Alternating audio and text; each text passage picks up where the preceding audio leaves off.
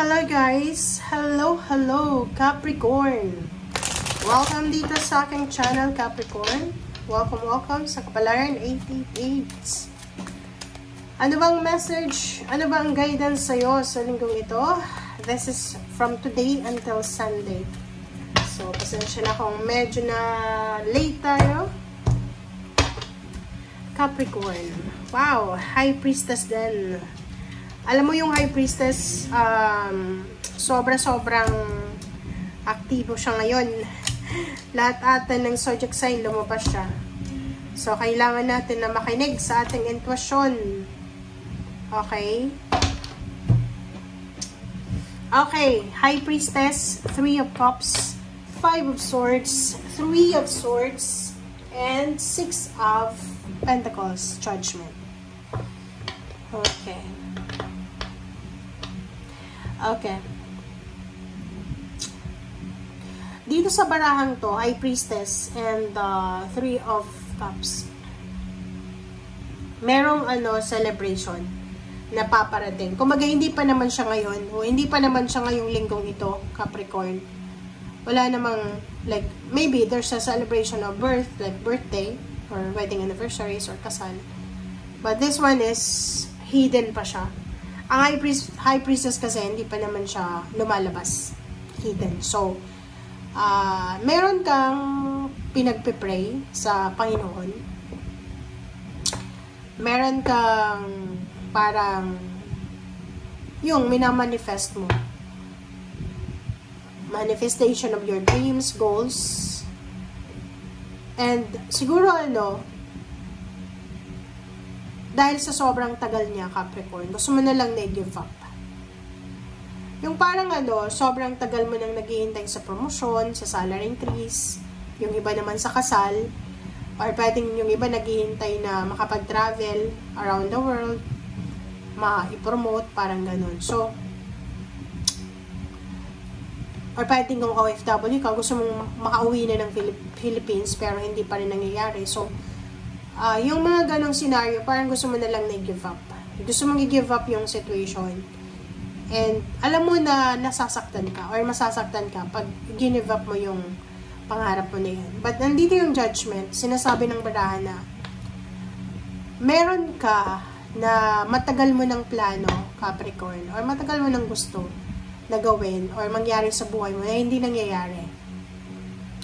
Siguro about time na para mag-iba tayo ng direction. Hindi sa i-give up mo yung plano na yun or pangarap na yun, hindi. Hindi mo siya i-give up. Kumbaga, set aside mo lang siya.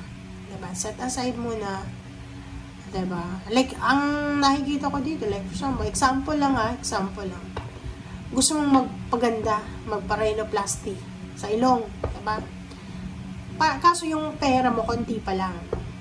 So, hindi sa gini-give up mo na yung idea na yun na papaganda ka ng ilong. Set aside mo muna yun, okay? Yung priority muna ngayon, ano ba yung problema ngayon sa pera natin? So, yung mga needs muna, basic needs muna, and mag-ipon ka muna ng pera while you're working for your dreams. Diba? Nagets nyo, guys? Yung parang ganun. Ganun yung energy mo dito Yung mayroon ka talagang pinapangarap. Ito yung gusto ko Gusto kong magpatayo ng bahay, malapalasyong bahay. Meron na ako ng model ng bahay. Meron na akong nakita sa internet. Pero, wala pa akong budget So, hindi ibig sabihin na wala ka pang budget. I-give up mo? No, hindi yan i-give up. Isa-set aside lang muna. Set aside the dreams, the goals, while you're working for it, and while you're enjoying the current situation. Ganun yung energy. Okay? And sinasabi ng baraha sa'yo dito na huwag kang mag-alala kasi in the near future, near future, magiging sobrang balanse yung pera mo. Kung ngayon medyo hindi maganda ang takbo ng salapi ng pera, ayos lang yun. Okay? Just go with the flow. Kasi ganun talagang buhay. Wala ka sa lugar para kontrolin ang sitwasyon. Ang magagawa mo lang is just go with the flow. And yung 6 of Pentacles dito ay nagsasabi na in the near future, magiging sobrang balance yung buhay mo. Makakapag-share ka ng blessings, may mga taong tutulong sa'yo, may mga makikilala ka na magiging inspiration mo, And ikaw din, magiging inspiration ng ibang tao. Okay. Wow. Capricorn.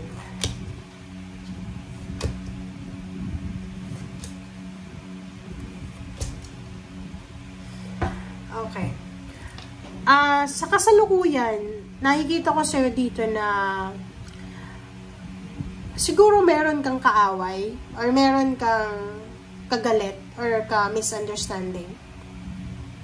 Sinasabi ng Five of Wands na yan na sa kasalukuyan, siguro sobrang gulo ng isip mo, ng buhay mo, parang ganun. But don't worry kasi lahat ng nangyayari, kumbaga, halimbawa may kaaway ka, best friend mo siya siguro, or maybe best friend, classmates, katrabaho, kapamilya.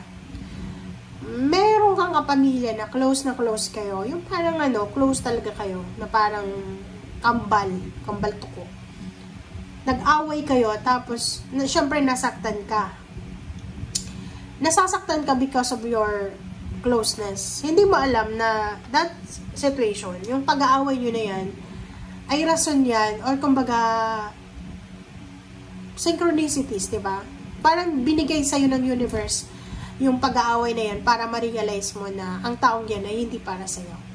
Diba? Kasi minsan, diba kahit tayo, ako aware dyan sa situation mo, no? Once na may nangyaring hindi maganda sa relationship ko, parang iniisip ko na hindi ako mabuting tao. But in the long run, habang tumatagal, nare-realize ko, kaya pala mayroong pag-aaway na naganap, or kaya pala kailangan na magtapos yung relationship na yon, or yung attachment na yon, yung partnership na yon, because hindi siya mabuting tao para sa akin. So, marirealize mo yan in the near future. Okay, wait lang guys. Wait lang ha.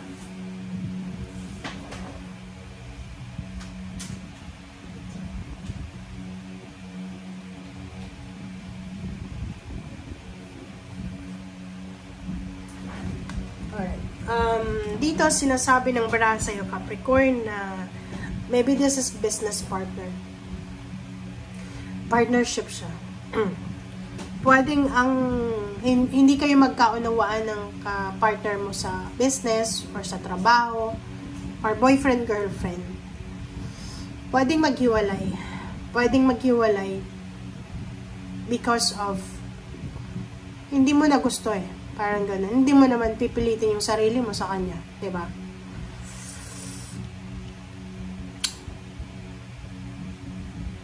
Nakikita ko sa'yo dito na may posibleng mag-o-offer sa'yo ng pagkakataon.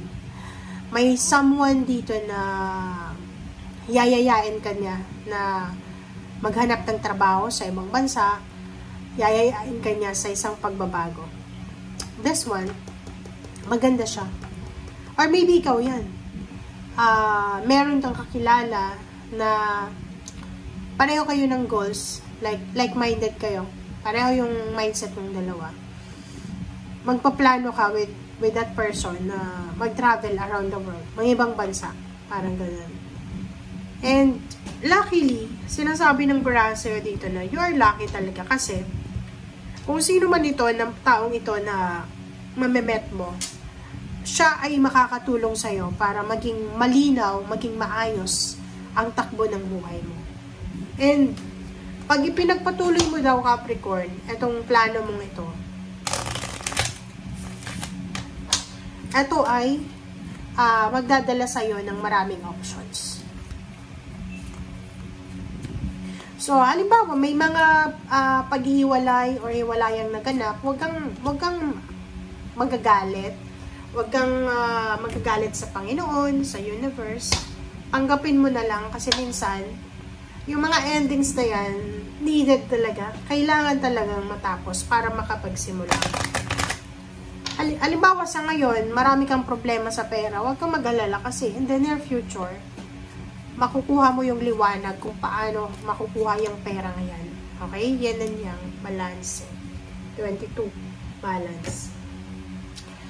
Dito sinasabi na admit your true feelings to yourself. Be honest with yourself. Only you know what it is that you truly desire. Diba, alam mo, ikaw lang yung nakakaalam kung ano yung gusto mo sa buhay. So, bakit mo ipipilit? Diba? Kung ayaw mo na sa taong yan, just let go. Okay? Kung ayaw mo na sa trabaho yan, umalis ka na. Diba? Kasi kailangan maging honest eh. Alam mo bang, hindi ka naman magtatagal dito sa mundong to ng matagal na 125 years. Diba? Paano mo may enjoy? Paano mo may enjoy yung buhay mo kung palagi ka na lang na nagsisettle sa mga bagay na ayaw mo? Kahit ayaw mo na, nakikisama ka pa rin. No.